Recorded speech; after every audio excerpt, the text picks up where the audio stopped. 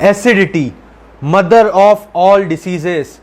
आज हर घर में एसिडिटी मौजूद है और इसी एसिडिटी के कारण बहुत सी समस्याओं से हम जूझ रहे हैं। Acidic reflux is due to acidity, cancer is due to acidity, और एसिड के कारण ही बहुत सारी बीमारियां होती हैं। उस एसिडिटी से लड़ने के लिए आप लोग क्या कर रहे हैं? क्या हम कहीं ना कहीं इन पत्तों पे डिपेंडेंट है?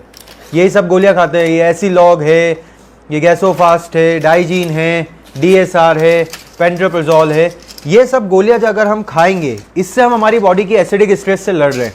और क्या हमें इन गोलियों पर डिपेंडेंट होना चाहिए क्या? क्योंकि एक चीज आपने सुनी होगी 100%, मेडिसिन सप्रेसेस द सिम्टम्स।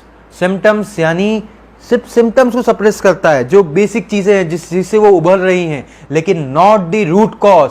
और इसी एसिडिटी के कारण आपकी बॉडी में बहुत सी बीमारियां हो सकती है।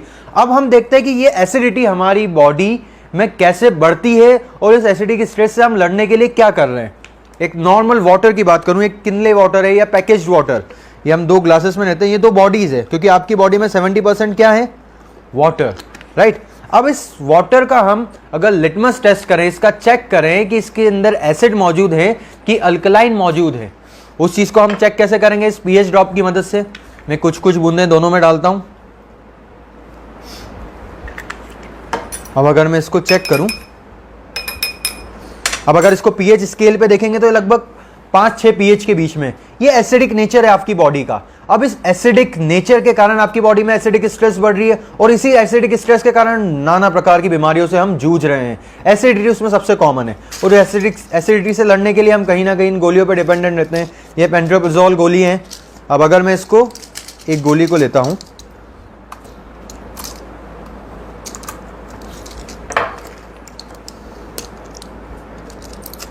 ये गोली मैंने ली,